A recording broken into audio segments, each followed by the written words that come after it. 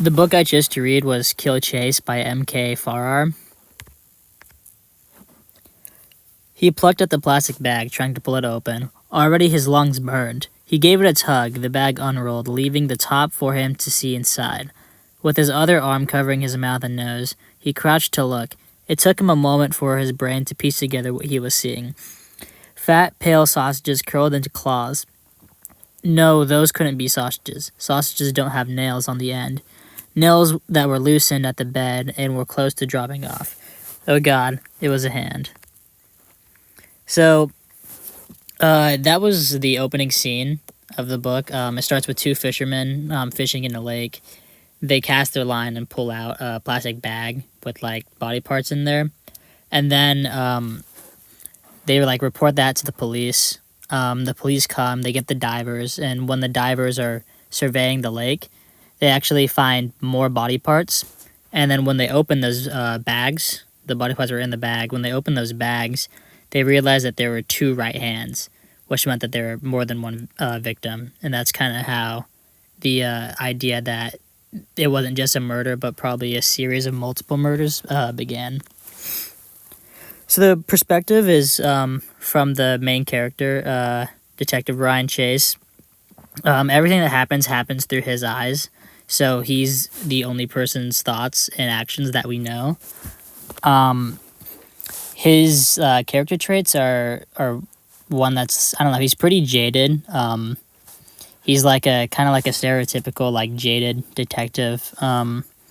His marriage is falling apart in the beginning of the book because his daughter died.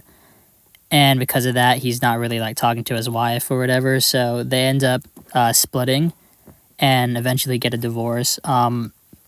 Because of like all of that and like the investigation and whatnot and everything that he's seen in his life, he turns to painkillers that he got hooked on after he broke his leg. So he starts doing painkillers, and at first it's like a pretty moderate use, and then as the book continues, his use of the painkillers increases a lot, and then it begins to like affect his judgment. So that's what like the main focus of the book I think is mostly about. It's him trying to like keep his mind sober so that he can actually like do his job well and figure out who the murderer is. He does the painkillers for a lot of reasons. He's like really stressed out about his job. Also, early in his life, his dad abandoned him as well. So all the things with like his dead daughter, his marriage falling apart, his dad like abandoned him. He uses the painkillers to kind of try and cope with that. And that's a lot of the main struggle. It's not so much between him and trying to figure out who the killer is, but rather like him and fighting himself, trying to stay sober.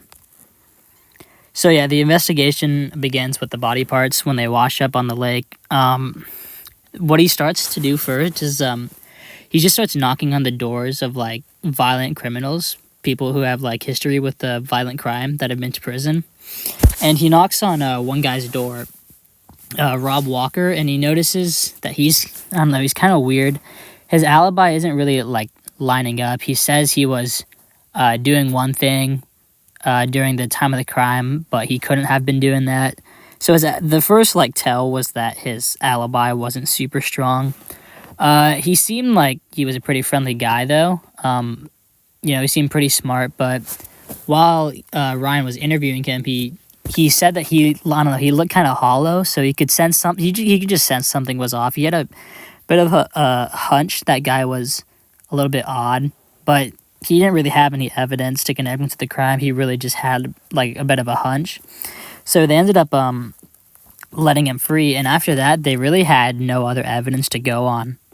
So all they could really do at that point was just wait for the killer to strike again. So the killer doesn't strike again until about a year. So the investigation just went cold for about a year.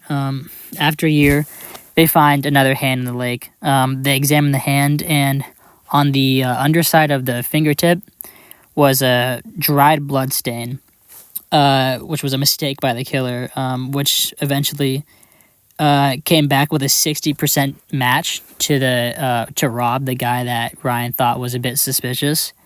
So after that, they think that they have enough evidence to arrest him. So they arrest him and charge him with the murders. When they arrest him, they confiscate his phone and find out through his like records that he was making calls on the day of the crime in the area, so they knew he was near the scene of the crime. But aside from that, they really had no other evidence. They had no 100% direct evidence. They didn't find like a footprint or like conclusive blood evidence. The sample that they had was tainted, which is why it only came back 60% positive. So they really only had circumstantial evidence, nothing super hardcore. So they end up putting him on trial, and he ends up getting convicted and gets life without parole. But the book never reveals if he actually did it or not. So while it's pretty likely that he did it, and that's certainly the narrative that they push, it's not 100% certain. So they could have put an innocent man in prison. The book reminds me a lot of the movie Prisoners. Just the way how both the detectives were. I forgot his name. The guy was played by Jake Gyllenhaal. He also had like a very tragic past, kind of like how Ryan had. Also the complexities. So like this one, there were a lot of moving parts, a lot of different suspects before they settled on Rob Walker. A lot of things went wrong in the investigation, kind of like Prisoners, how they thought that they were suspicious of one guy, but then that lead kind of dried up. So then they had another lead, which dried up until they eventually eliminated enough suspects to where they focused on one. So I felt like they were kind of similar in that sense.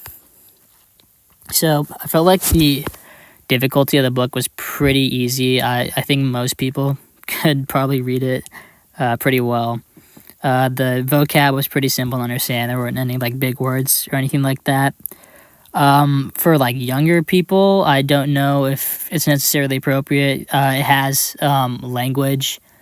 It talks about things like abuse and murder, so probably at least PG-13. Substance abuse as well. The writing style is one that's like really, really direct, so it doesn't really beat around the bush or leave a whole lot to the imagination. Often it tells you exactly what happens. So I think it gets to the point pretty fast. Yeah, I think the author's very deliberate about everything that they do. So, like, no loose ends are left at the end of the book. My final thoughts are generally the book was pretty good. I would probably recommend it to other people that are interested in that subject. I thought that Ryan was a pretty good character, although I felt like at times he kind of the author kind of leaned into a bit more of like the cliches about like a troubled detective, like a grisly troubled detective with a bad past. I felt like that the whole premise of that is something that's been done a lot, but it doesn't necessarily mean that it was done poorly. The dialogue at times felt like it was a bit lackluster, so just the interaction between the characters, like I felt like didn't have a whole lot of personality. It was just, very quick and to the point, not really fleshing out a whole lot, just telling you exactly what happened. Towards the end, I guess you could say the villain, but you don't really know if it was actually him. Rob Walker got a bit, I guess, like mustache twirlingly evil. Just with the things that he was saying at the end, not to spoil the ending or anything, but yeah, overall I thought the book was pretty good.